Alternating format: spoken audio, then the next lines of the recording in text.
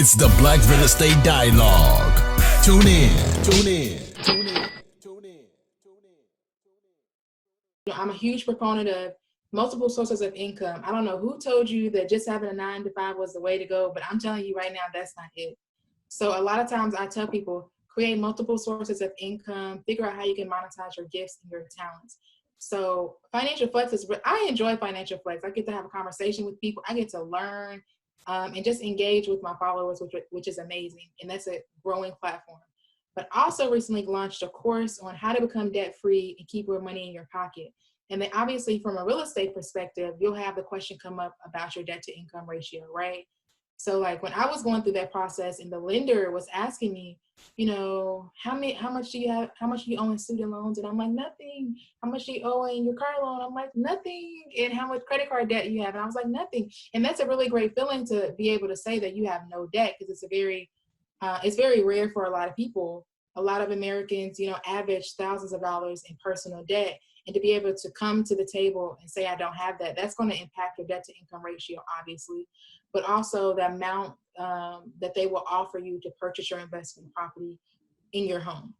So in my course, before we even start about talking about your debt-free journey, before we even get there, we're talking about your mindset. So I really broke down the course so that it's easy for people to understand, but how they can be successful in the journey. And I apply methodologies that I use that I think works well for others that I've worked with. So a lot of people follow Dave Ramsey when you think about becoming debt-free. So one thing, if you work with Annalisa, one thing I won't do is strip you of all your luxuries in your life and say that you gotta eliminate all of this. You gotta eat like 1 meal a day. You're gonna be surviving on ramen noodles. Like, no, I'm not gonna tell you that, because I truly believe that life is about balance and you only get one life.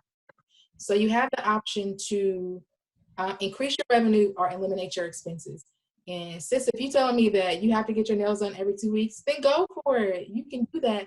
But I talk about how you can increase your income so that extra money that you're getting on a regular basis, you can pay towards your debt.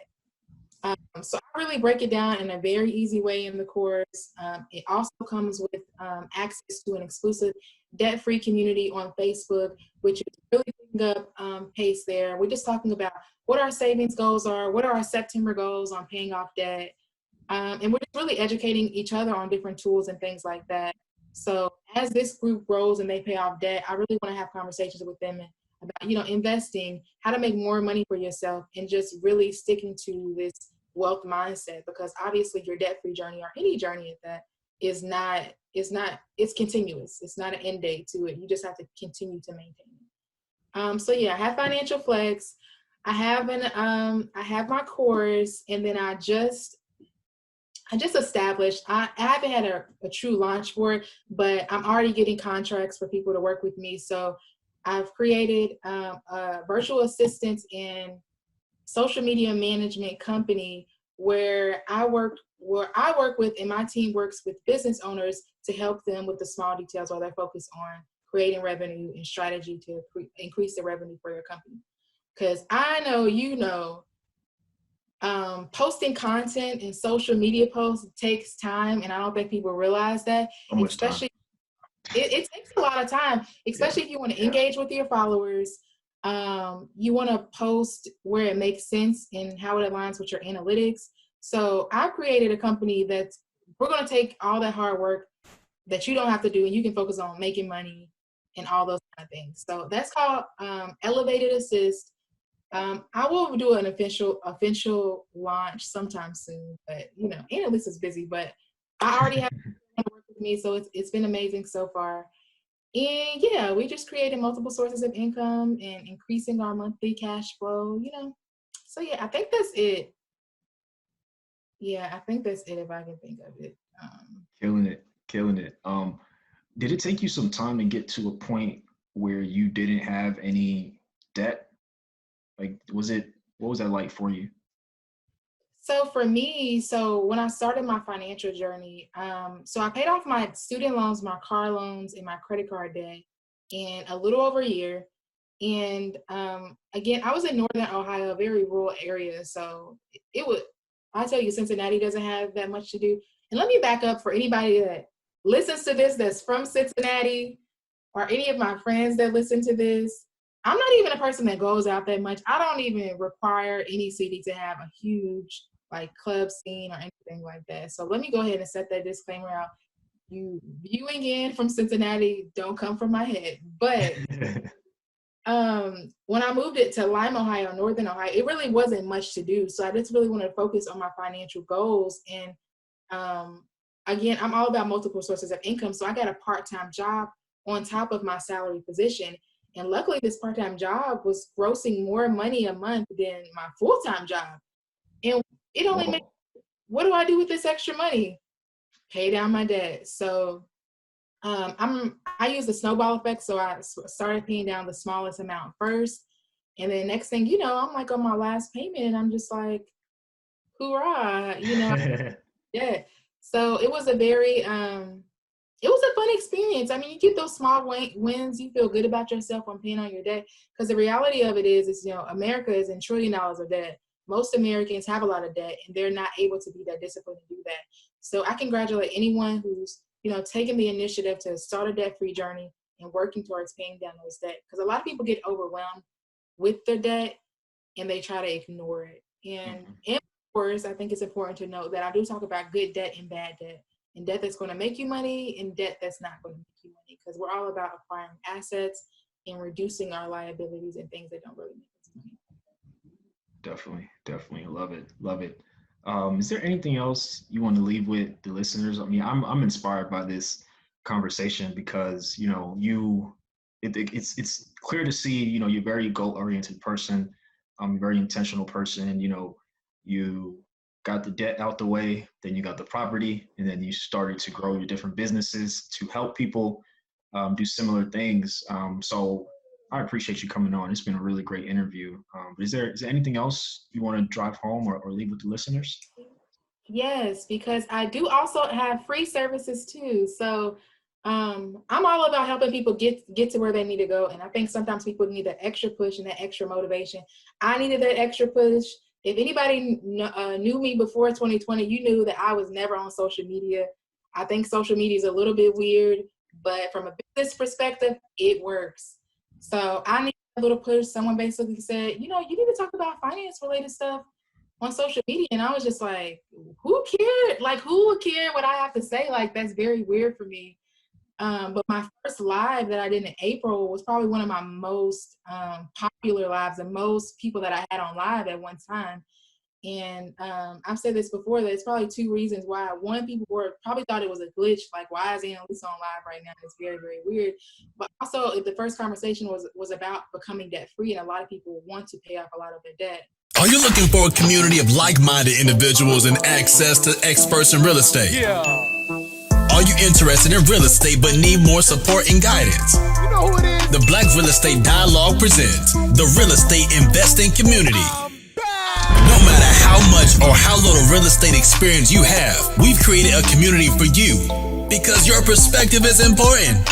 All right, tell me, where's the number one place where you can do Q&A with experienced guest speakers 2 times per month? How about unlimited access to past guest speakers' recordings? What about a private Slack channel to engage in daily discussion with everybody in the community to share resources and support each other? Head on over to blackrealestatedialogue.com. That's blackrealestatedialogue.com. It's the real estate investing community presented by the Black Real Estate Dialogue. Come join us today. I needed to focus, you know, so I got my bachelor's, got my master's, got into $26,000 student loan debt. And of course, the first time I realized, I was like, wait a minute, what's going on? You know how you pull up your student loans and there's like 12 loans, like, you know, subsidized, unsubsidized. What is this? Direct plus Stafford loan, like, what is going on here? But then obviously I was the one who borrowed all of that money. So I started paying it back gradually, and all the properties that I had, you know, just helped me pay off the balance. So I paid it off 2017 as a gift, as a birthday gift to myself. So every time I celebrate my birthday, I also celebrate being student loan free. So How does that feel? That's How did that feel, and how does that feel? it feels great. Yeah. It feels great. Like I literally said goodbye to Nelnet, and it feels great.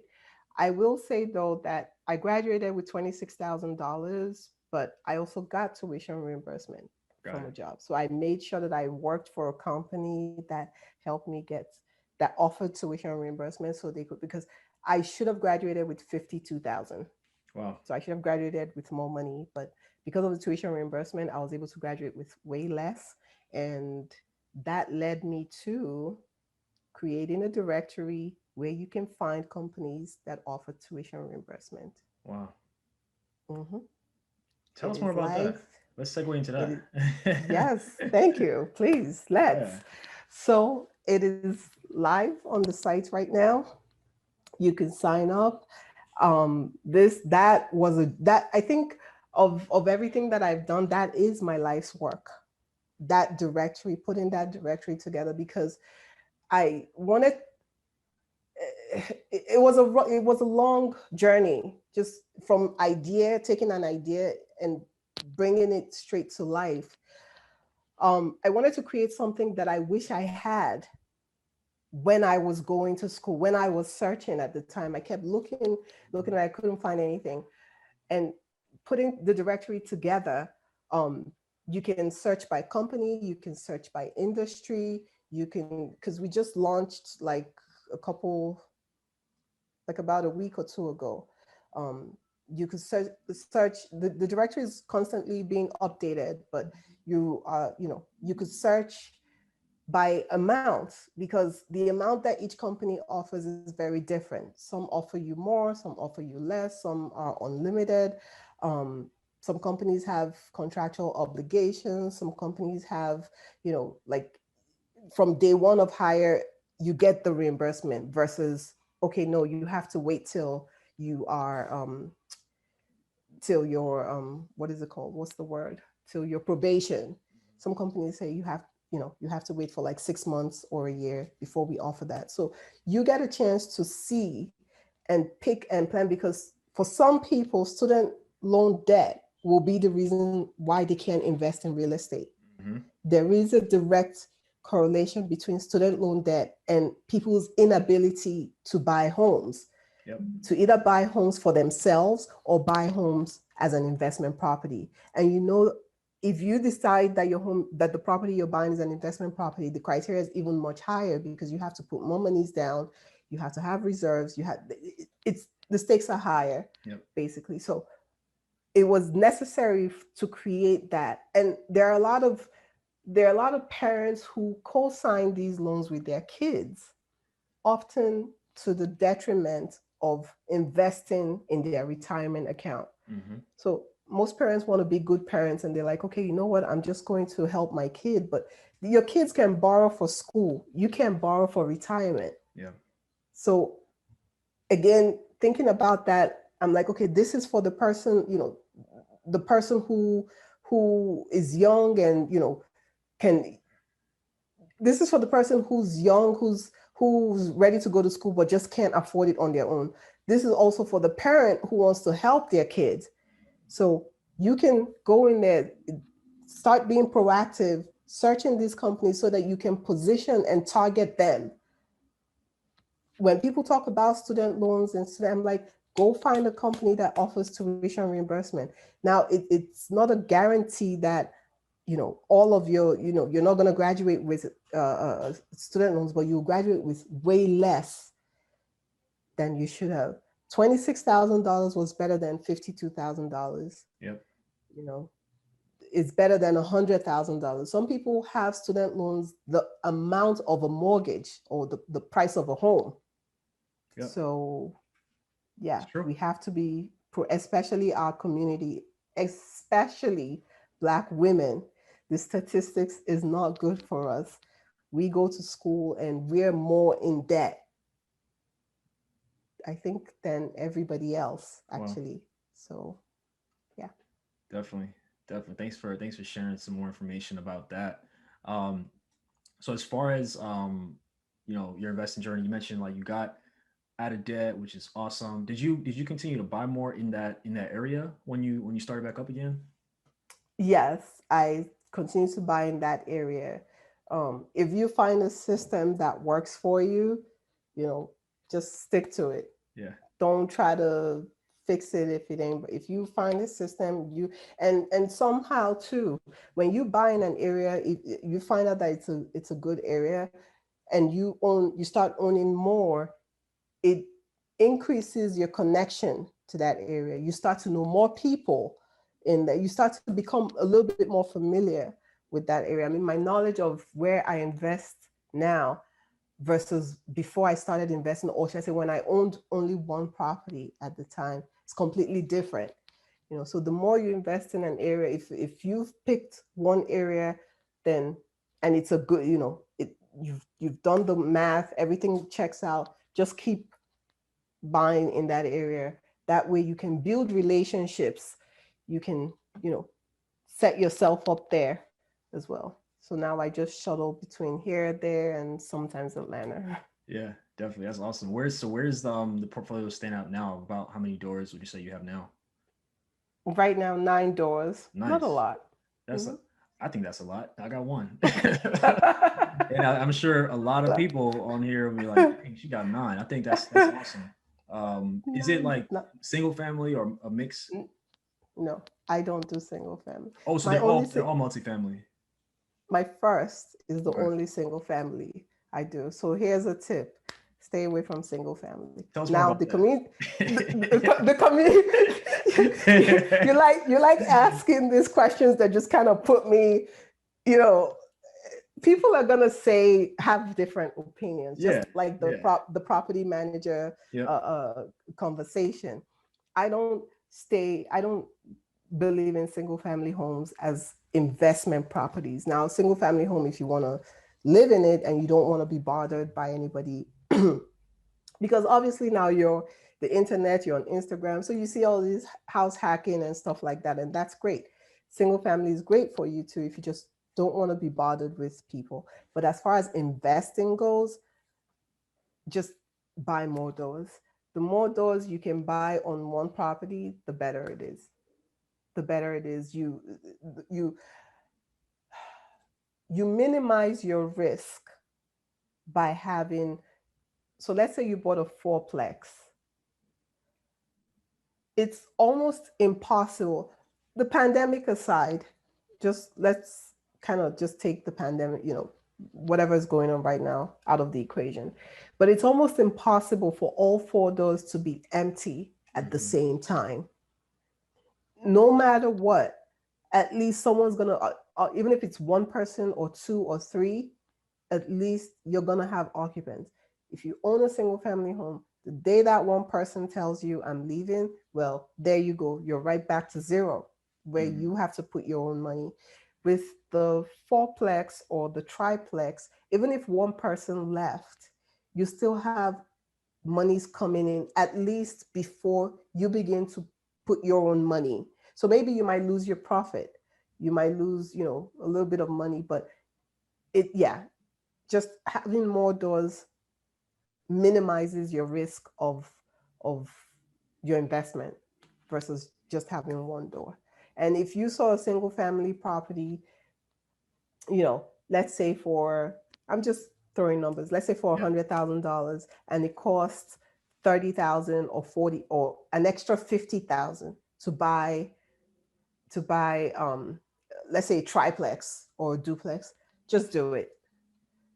Just go find how you make that extra gap, the difference in between, and just get. I'm not saying you shouldn't buy a single family property. If that's, you know, if you're, you know, some people, no matter what you tell them, they still want to do what they want to Yeah. do. But I'm just saying the path that I took. If my first property is the only single property I home in my portfolio. By the time I bought my second property 8 months after, it was a two-family home. I Yeah. just knew that I couldn't buy another single family home, and I've bought duplexes ever since then. So I don't even look at single family homes on, like, they're filtered out of my search. I don't want to see them. I don't want to ooh and ah over them because I'm just not going to buy it. Well, you know what you want, which is great. Mm-hmm. Definitely. Could you talk to us about your brand, One Savvy Dollar? Right? Yes. One Savvy Dollar. I will, look through your page, and I think it's awesome. Of course, we'll have that in the show notes. But could you just talk more about starting that page, and then talk about, your courses and just the different things that people can access with you? Yes, thank you. Starting my Instagram page, I had to really decide what I was, going to talk about. I'm a certified financial educator. We didn't get a chance to talk about my career because I do actually still have a job. Oh yeah, let's talk about that. Yes. Yeah.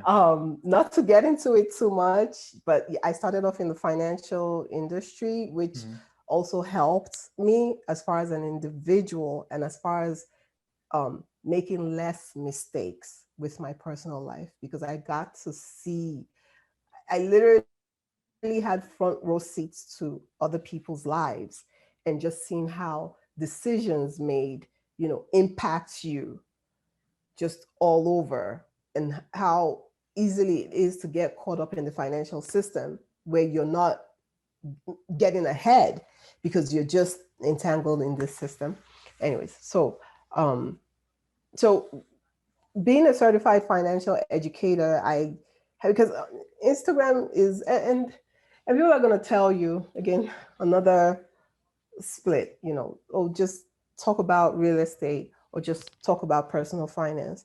But I think personal finance and real estate are together. Yep. You kind of need to take care of your personal finances before you get in, because owning real estate is a business. Yep.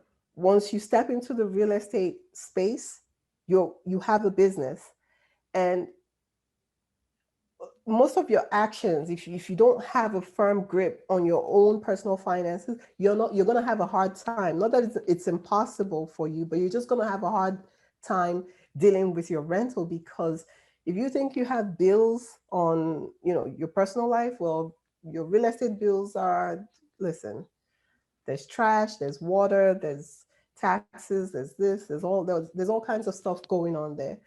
So I had to decide, and I said, it's personal finance and real estate investing, and that's what we talk about, because you have to have a solid personal finance game to be, in my opinion, and in my experience. So it's not just opinion. In my experience, it's much better for you if you have a good personal finance foundation before getting into real estate. Hi everyone, Sam here from the Black Real Estate Dialogue. Make sure to hit that notification bell and that subscribe button, and to visit us at blackrealestatedialogue.com.